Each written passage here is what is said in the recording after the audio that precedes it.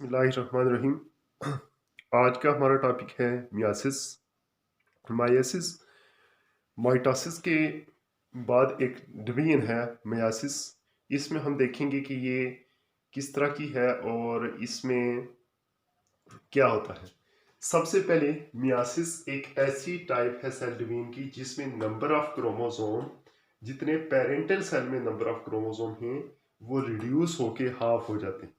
अब ये एक पेरेंटल सेल है, इसके अंदर 4 क्रोमोसोम हैं। तो 4 क्रोमोसोम ये डाटर सेल हैं, डाटर सेल में रिड्यूस होके हाफ हो गए हैं, 2 क्रोमोसोम आगे। तो मियासिस एक ऐसा प्रोसेस है जिसमें क्रोमोसोम नंबर हाफ होते हैं, सेल हाफ नहीं होते, नंबर ऑफ क्रोमोसोम हाफ होंगे। तो ये सिर्फ और सिर्फ डिप्लॉइड सेल में है जिसमें फुल नंबर ऑफ क्रोमोसोम होते हैं, हैप्लॉइड में नहीं होती। जबकि माइटोसिस थी वो हैप्लॉइड में भी थी, डिप्लॉइड में भी थी।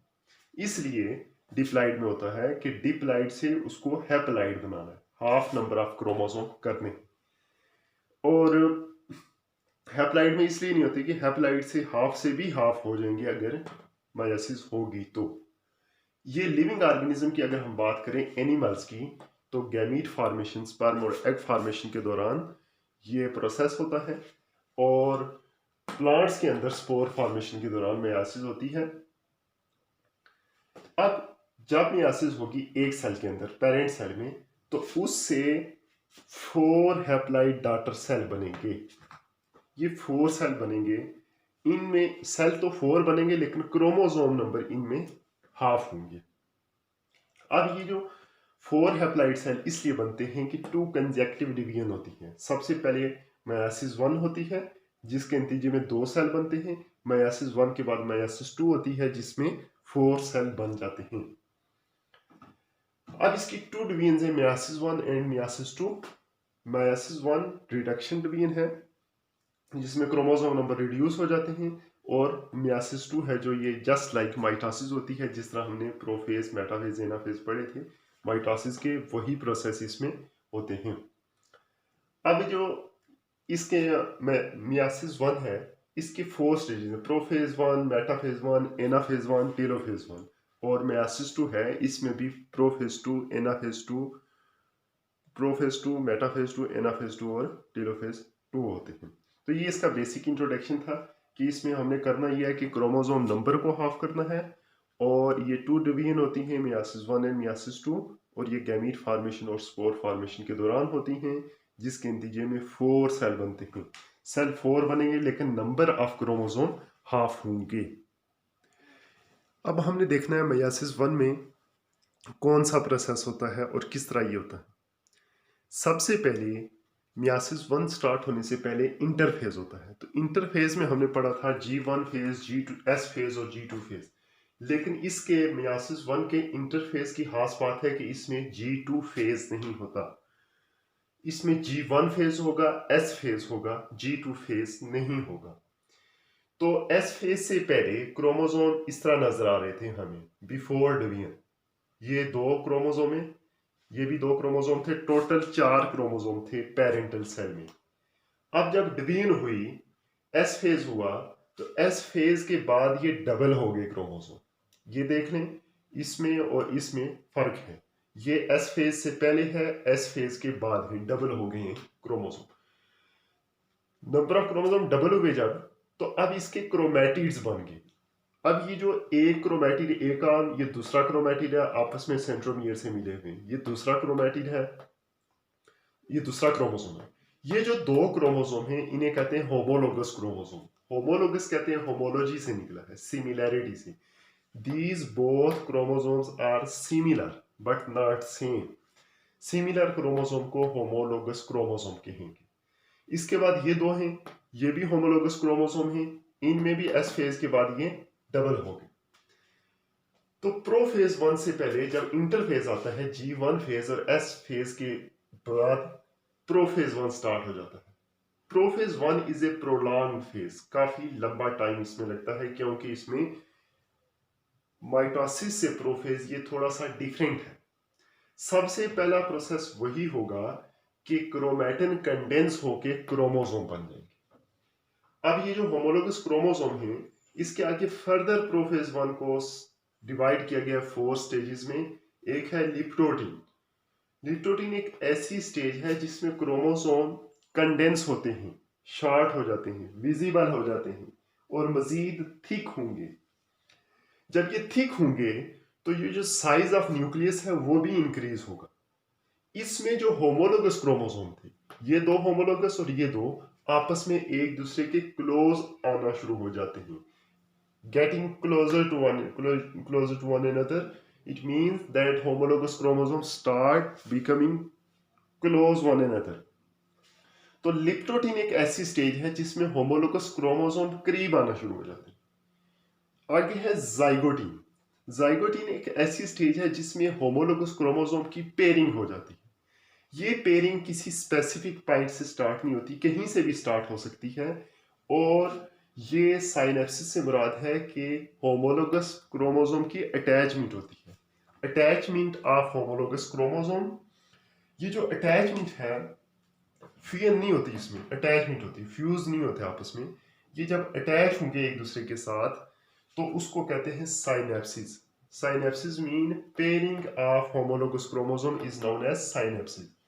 तो ये बाइवैलेंट बनाएंगे, दो क्रोमोसोम है इसलिए बाइवैलेंट कहेंगे। टेट्रेड भी कहते हैं क्योंकि इसके 4 क्रोमैटिड हैं।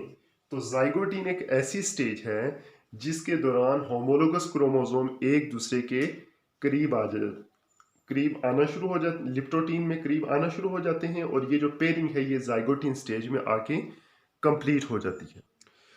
अच्छा, जाइगोटीन थी, जाइगोटीन में पेयरिंग होगी होमोलोगस क्रोमोसोम की। जाइगोटीन के बाद नेक्स्ट स्टेज आ जाती है पैकिटीन। पैकिटीन में होमोलोगस क्रोमोसोम है जो ये इनमें पेयरिंग कंप्लीट हो जाती है। ये होमोलोगस क्रोमोसोम है, ये भी आपस में इनकी पेयरिंग कंप्लीट हो गई है। ये मजीद कंडेंस होंगे तो थिक हो जाएंगे। अब इसमें क्रॉसिंग ओवर होगी। क्रॉसिंग ओवर क्या होती है? ये क्रोमैटिड है, ये तो आपस में सिस्टर क्रोमैटिड है, ये दो भी आपस में सिस्टर क्रोमैटिड है। अब ये जो सिस्टर क्रोमैटिड हैं, ये दो होमोलोगस क्रोमोसोम के जो नॉन सिस्टर क्रोमैटिड हैं, ये और ये दो आपस में नॉन सिस्टर क्रोमैटिड हैं। Non sister chromatid x shape structure बनाते हैं जिसे क्याज़मेटा कहते हैं।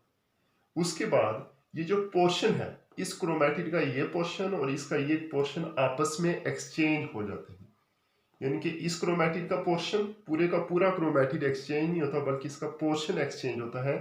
इस क्रोमैटिड के अंदर कुछ जीन्स थे, वो जीन्स इस क्रोमोसोम से इस क्रोमोसोम के इस पोर्शन में आ जाते हैं और ये जो दूसरा क्रोमोसोम है होमोलोगस क्रोमोसोम, इसके जीन पहले में चले जाते हैं। तो इसको कहते हैं reshuffling of gene. Portion of non sister chromatid exchange with one another, उसको कहते हैं क्रॉसिंग ओवर। इसको रिकम्बिनेशन भी कहते हैं कि जीन की रीशफलिंग होती है इसमें, कि एक क्रोमोसोम के जीन दूसरे में चले जाते हैं, दूसरे के पहले में आ जाते हैं। तो सबसे पहले क्याज़मेटा बनेगा, क्याज़मेटा बनने के बाद इनकी रीशफलिंग हो जाएगी। अब जब ये रीशफलिंग होती है, ये एक पोर्शन इधर आ गया, जबकि ये जो ब्लैक वाला पोर्शन है ये दूसरे क्रोमोसोम के ऊपर चला जाएगा। इसमें जीन की रीशफलिंग होती है जिसकी वजह से जेनेटिक वेरिएशन आती है। जो न्यू ऑर्गेनिज्म बनेंगे उस गैमीट से वो डिफर करेंगे फ्रॉम पेरेंटल सेल। इसके बाद डिप्लोटीन है। डिप्लोटीन में अब ये जब रीशफलिंग हो गई, जेनेटिक रिकम्बिनेशन हो गई, ये जो स्टेज है पैकिटीन, ये लॉन्गेस्ट स्टेज है प्रोफेज 1 की। अगर एमसीक्यूज आए कि which one is the longest stage of prophase 1, तो उसमें पैकिटीन है जिसमें एग सेल भी रहते हैं बिफोर प्यूबर्टी। तो डिप्लोटीन है, डिप्लोटीन में ये होगा कि ये जो होमोलोगस क्रोमोसोम जो आपस में एक दूसरे के करीब आ गए थे, इनकी रिपेलिंग स्टार्ट हो जाती है, ये एक दूसरे से दूर जाना स्टार्ट हो जाते हैं। तो सेपरेशन कंप्लीट नहीं होती, ये सेपरेशन स्टार्ट होती है इसमें भी। तो स्लोली स्लोली स्टार्ट होती है और ये एक पॉइंट से अटैच रहते हैं, बाकी अलग होना शुरू हो जाते हैं। इसके बाद आ जाती है डायकाइनेसिस। इसमें कंप्लीट सेपरेशन हो जाएगी। इस स्टेज के अंदर क्रोमोसोम की मजीद कंडेंसेशन होगी, क्रोमोसोम मजीद थिक होंगे और उनकी सेपरेशन कंप्लीट होगी, लेकिन अटैच विद वन पॉइंट। एक पाइप के साथ अटैच होंगे, बाकी एक दूसरे से होमोलोगस क्रोमोसोम सेपरेट हो जाएंगे। तो इस तरह हमने जो स्टेजेस पढ़ी हैं उसमें लिप्टोटीन, जाइगोटीन, पैकिटीन, डिप्लोटीन और डायकाइनेसिस आ जाती है। तो ये जो स्टेजेस हैं इसमें से शॉर्ट क्वेश्चन आ जाता है किसी एक स्टेज का। सबसे पहले होमोलोगस क्रोमोसोम करीब आए, करीब आने के बाद उन्होंने ये शुरू किया कि जब वो करीब आ गए तो क्रॉसिंग ओवर हुई, क्रॉसिंग ओवर के बाद एक दूसरे को रिपेल किया और दूर हो गए। तो इस तरह इसमें प्रोफेज 1 के अंदर जेनेटिक मटेरियल की रीशफलिंग होती है। अब जो बाकी स्टेज हैं प्रोफेज 1 की वो वैसे ही होंगी। न्यूक्लियर इन्वेल्ट जो है वो डिसअपीयर हो जाएगा, माइटोटिक अपरेटिस इसमें अपीयर हो जाएगा, और माइटोटिक अपरेटिस अपीयर हो जाएगा, न्यूक्लियोलस भी डिसअपीयर हो जाएगा। तो इस तरह जो प्रोफेज 1 है इसको आगे फर्दर हमने समझने के लिए स्टेजेस में डिवाइड किया है। इसके बाद प्रोफेज आ जाता है, प्रोफेज के बाद मेटाफेज आ जाता है। मेटाफेज 1 में ये होगा कि सबसे पहले तो इसके जो न्यूक्लियर मेम्ब्रेन थी वो डिसअपीयर हो गई थी, माइटोटिक अपरेटस ऑर्गेनाइज हो गया था। अब मेटाफेज में ये होगा कि ये जो काइनेटोकोर फाइबर हैं, स्पिंडल फाइबर जो कि माइटोटिक अपरेटस से ऑर्गेनाइज हुए सेंट्रियोल से, ये क्रोमोसोम के साथ अटैच हो जाएंगे, ये सेंट्रोमियर के साथ अटैच हो जाएंगे। एक साइड से एक फाइबर काइनेटोकोर फाइबर, दूसरी साइड से ये काइनेटोकोर फाइबर, इसी तरीके से ये भी काइनेटोकोर फाइबर और ये भी काइनेटोकोर फाइबर अटैच हो जाएंगे। तो काइनेटोकोर फाइबर अटैच हो जाएंगे आपस में, kinetochore spindle fibre attach with chromosome, individual chromosome के साथ अटैच हो जाएंगे। इसके बाद जो स्पिंडल फाइबर है, स्पिंडल फाइबर ऑपोजिट साइड से जो आ रहे हैं ये आपस में अटैच हो जाएंगे, जिस तरह माइटोसिस से पहले हमने पढ़ा था। तो ये आपस में अटैच हो जाएंगे ताकि इसको ऑपोजिट पोल से आने वाले स्पिंडल फाइबर के साथ ये अटैच हो जाएंगे ताकि इसको शेप को मेंटेन रखे जा सके। अब जब ये एक तो क्रोमोसोम हमने माइटोसिस में पढ़ा था कि क्रोमोसोम सेंटर में इक्वेटर में लाइन अप होते हैं, इसमें क्रोमोसोम नहीं homologous pair of chromosome align होंगे सेंटर में। ये homologous pair of chromosome centre में आ गए, ये भी सेंटर में आ गए। तो दूसरी बात ये होगी कि इक्वेटर में आ जाएंगे, homologous pair of chromosome equator में आ जाएंगे और मेटाफेजल प्लेट बना देंगे। तो इसमें दो स्टेप होते हैं मेटाफेज 1 में। मेटाफेज 1 में सबसे पहले काइनेटोकोर फाइबर क्रोमोसोम के साथ अटैच होंगे और ये होमोलोगस पेयर सेंटर में आ जाएगा। तो इस तरह ये स्टेप माइटोसिस मियासिस का मेटाफेज 1 भी कंप्लीट हो जाएगा। अब नेक्स्ट देखते हैं हम एनाफेज में क्या होगा। एनाफेज में हमने पढ़ा था कि ये क्रिटिकल स्टेज है, इसमें रिपेलिंग होती है क्रोमोसोम की। तो अब इसमें ये जो काइनेटोकोर फाइबर है, काइनेटोकोर स्पिंडल फाइबर हैं, ये कंट्रैक्ट होते हैं, अपने अपने पोल की तरफ सिकुड़ते हैं, खींचे जाते हैं ताकि ये क्रोमोसोम को अपनी तरफ खींचे। और ये जो स्पिंडल फाइबर हैं, ये स्पिंडल फाइबर हैं और ये काइनेटोकोर फाइबर हैं। काइनेटोकोर फाइबर ये कंट्रैक्ट होंगे और स्पिंडल फाइबर इलांगेट होंगे ताकि माइटोटिक अपरेटस को एक स्टेबलाइज कर सकेंगे। तो जब काइनेटोकोर फाइबर एनाफेज 1 के अंदर कंट्रैक्ट हो जाते हैं और स्पिंडल फाइबर इलांगेट हो जाते हैं, उसकी वजह से ये जो पूरा क्रोमोसोम है वो अपने पोल की तरफ रिपेल होता है। ये इसका ये पोल है, इसकी तरफ रिपेल होगा, ये क्रोमोसोम इसकी तरफ रिपेल होगा, वो क्रोमोसोम उधर और ये उधर। अब इसमें एक खास बात है वो ये कि माइटोसिस में क्रोमैटिड्स सेपरेशन होती थी, इसमें क्रोमैटिड सेपरेशन नहीं होती। एनाफेज 1 में क्रोमोसोम की सेपरेशन होती है, क्रोमैटिड की नहीं। कैसे? ये क्रोमोसोम था, ये अपने पोल की तरफ चला जाएगा, तो ये पूरे का पूरा एक क्रोमैटिड ये है और इसके साथ ये दूसरा क्रोमैटिड है, पूरे का पूरा क्रोमोसोम अपने पोल की तरफ चला जाएगा। इस तरीके से हम इसको भी देखेंगे, तो इसमें भी क्रोमोसोम की रिपेलिंग होगी, क्रोमैटिड की नहीं होगी। तो ये पूरे का पूरा क्रोमोसोम अपने पोल की तरफ खींचा गया, ये भी अपने पोल की तरफ खींचा गया। लिहाजा माइटोसिस और मियासिस 1 में एक डिफरेंस ये भी है कि एनाफेज में कि माइटोसिस के एनाफेज में क्रोमैटिड रिपेल होते हैं, सेपरेशन होती है, जबकि एनाफेज 1 ऑफ मियासिस में पूरे का पूरा क्रोमोसोम रिपेल होता है। तो इस तरह दो क्रोमोसोम, ये क्रोमोसोम एक सेल की तरफ आ जाएंगे, दूसरे की तरफ चले जाएंगे, अपने अपने पोल की तरफ एनाफेज में चले जाएंगे। एनाफेज के बाद जो नेक्स्ट स्टेज आएगी वो टीलोफेज 1 आएगी। तो टीलोफेज 1 में देखेंगे। अच्छा, अब टीलोफेज 1 है, जिस तरह टीलोफेज ऑफ माइटोसिस में हमने पढ़ा था कि chromosome decondense into chromatin, decondense होकर क्रोमैटिन बनाते हैं। अब इसका माइटोटिक अपरेटस डिसअपीयर हो जाएगा, गायब हो जाएगा, माइटोटिक अपरेटस डिसऑर्गेनाइज हो जाएगा। तो डिसऑर्गेनाइज जब होगा, अब इसकी न्यूक्लियर मेम्ब्रेन बनना शुरू हो जाएगी। इधर एक न्यूक्लियर मेम्ब्रेन बन जाएगी, एक न्यूक्लियस बन जाएगा, और बाकी ये दूसरा न्यूक्लियस बन जाएगा इधर। तो इस तरह पेयर ऑफ क्रोमोसोम एक न्यूक्लियस में चले जाएंगे, एक पेयर दूसरे में चला जाएगा। तो इस तरह कैरियोकाइनेसिस जो है, कैरियोकाइनेसिस में ये दो न्यूक्लियस बन जाएंगे। अब इसके बाद साइटोकाइनेसिस होगी। जब साइटोकाइनेसिस होगी तो साइटोकाइनेसिस के प्रोसेस के जरिए इसमें एनिमल सेल में हमने पढ़ा था कि सेंटर से कांटेक्ट होंगे और एक सेल से दो सेल बन जाएंगे। हर सेल के अंदर जो न्यूक्लियस होगा, इस न्यूक्लियस के अंदर अब ये डीकंडेंस हो गए, क्रोमैटिन बन गए। अब ये चार हैं, ये चार भी इस तरह। तो इस तरह की शेप बन जाएगी जब प्रोफेज 1 कंप्लीट होगी। प्रोफेज 1 कंप्लीट होने के बाद एक पेरेंटल सेल से 2 डॉटर सेल बन जाएंगे। हर सेल के अंदर क्रोमोसोम नंबर हाफ हो जाएंगे। इसलिए कहा था कि ये जो मियासिस 1 है ये रिडक्शन डिवीजन है, रिड्यूस हो जाते हैं क्रोमोसोम। इसमें क्रोमोसोम आधे इधर चले आए, आधे उधर चले आए। अब जब डिवीजन से पहले मैंने बताया था कि अब डिवीजन हुई थी, दो क्रोमैटिड थे, अब ये पूरे के पूरे क्रोमोसोम बनाएंगे बाद में मियासिस जब 2 होगी तो।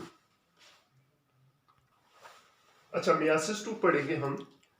मियासिस 1 में इस तरह के दो सेल हमने बनाए थे।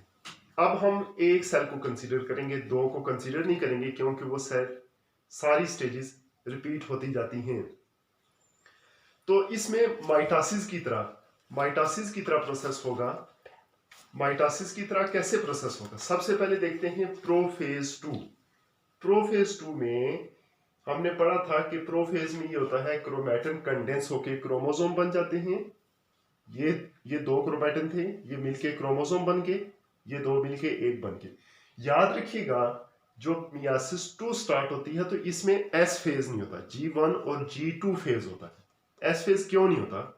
क्योंकि एस फेज हमने इसलिए रखा था कि क्रोमोसोम डबल हो जाए, डॉटर सेल को आधे क्रोमोसोम मिल जाए और पेरेंटल सेल को आधे। सपोज 46 हैं तो डबल होंगे ताकि एक सेल को, एक डॉटर सेल को भी 46 मिले, दूसरे को भी 46। हमने क्रोमोसोम नंबर रिड्यूस करने हैं, अब आधे करने हैं। तो अब हमने एस फेज नहीं करना। एस फेज नहीं होगा, इसका मतलब है कि ये क्रोमोसोम डुप्लीकेट नहीं हुए। जब डुप्लीकेट नहीं होंगे तो इस तरह की शेप बन जाएगी क्रोमोसोम की। तो लिहाजा मियासिस 2 में एस फेज नहीं होता और मियासिस 1 में G2 फेज नहीं होता, एस फेज नहीं होगा, इंटरफेज हो गया। इंटरफेज के बाद प्रोफेज 2 आ गया। प्रोफेज 2 में क्रोमैटिन कंडेंस होकर क्रोमोसोम बन गए, माइटोटिक अपरेटस ऑर्गेनाइज होगा। सेंट्रियोल से ये ऑर्गेनाइज हुआ है, सेंट्रियोल से स्पिंडल फाइबर और काइनेटोकोर फाइबर बन गई। इसके बाद न्यूक्लियर इनवेल्व डिसअपीयर हो गया, गायब हो गया, न्यूक्लियर इनवेल्व भी यहां नहीं। इसके बाद मेटाफेज आ जाता है। मेटाफेज में क्रोमोसोम इक्वेटर में इकट्ठे हो जाते हैं, पेयर नहीं बल्कि पूरे का पूरा क्रोमोसोम इक्वेटर में अरेंज हो जाते हैं, मेटाफेजल प्लेट बनाते हैं। ये हमने पढ़ा था माइटोसिस में कि उसमें भी क्रोमोसोम सेंटर में अलाइन हो जाते हैं। और दूसरा जो काम होगा वो ये कि काइनेटोकोर स्पिंडल फाइबर क्रोमोसोम से अटैच हो जाएंगे। एक साइड वाला एक साइड से अटैच होगा और दूसरी साइड वाला काइनेटोकोर फाइबर दूसरी साइड से अटैच हो जाएगा। इसी तरीके से इस क्रोमोसोम के साथ भी काइनेटोकोर फाइबर अटैच हो जाएंगे और जो स्पिंडल फाइबर होंगे वो आपस में ऑपोजिट पोल से आने वाले स्पिंडल फाइबर के साथ अटैच हो जाएंगे। तो मेटाफेजल प्लेट भी बनेगी सेंटर में भी अलाइन हो जाएंगे, और दूसरा ये है कि काइनेटोकोर फाइबर क्रोमोसोम के साथ अटैच हो जाएंगे। ये होगी मेटाफेज। मेटाफेज के बाद एनाफेज 2 आ जाता है। एनाफेज 2 है। एनाफेज 2 में ये काम होगा कि अब ये जस्ट लाइक माइटोसिस है, तो इसमें क्रोमैटिड सेपरेशन होगी। मियासिस 1 के अंदर क्रोमोसोम सेपरेट हुए थे, मियासिस 2 में, एनाफेज 2 में क्रोमैटिड्स, ये एक क्रोमैटिड है, ये दूसरा क्रोमैटिड है, तो ये दो क्रोमैटिड इसको हम सेपरेट करेंगे। कि ये कैसे सेपरेट होंगे, ये एक क्रोमैटिड आ गया, ये दूसरा क्रोमैटिड है, इसी तरीके से one chromatid and other chromatid. इसमें याद रखिएगा काइनेटोकोर फाइबर कंट्रैक्ट होते हैं और स्पिंडल फाइबर इसमें भी इलोंगेट होंगे, ये इलोंगेट हो रहे हैं। तो इसमें क्रोमैटिड की सेपरेशन होती है जस्ट लाइक माइटोसिस, क्रोमोसोम की सेपरेशन नहीं होती। ये काम की बात याद रखने वाली है। एनाफेज 2 के बाद टीलोफेज 2 आ जाता है। टीलोफेज 2 आ जाता है। अब जब टीलोफेज 2 आएगा तो इसके अंदर ये होगा कि क्रोमोसोम जो है ये डीकंडेंस होके क्रोमैटिन बन जाएंगे, ये क्रोमैटिन बन गए, माइटोटिक अपरेटस डिसऑर्गेनाइज हो जाएगा, और न्यूक्लियर इन्वेल्प हर पेयर के इर्द गिर्द न्यूक्लियर इन्वेल्प बन जाएगा। ये हो गई टीलोफेज, और न्यूक्लियलाई भी इसमें अपीयर हो जाएगा। इसके बाद फिर साइटोकाइनेसिस का प्रोसेस होगा। साइटोकाइनेसिस का फरो बनेगा सेंटर के अंदर। सेंटर से जब फरो बनेगा तो इससे दो सेल बन जाएंगे,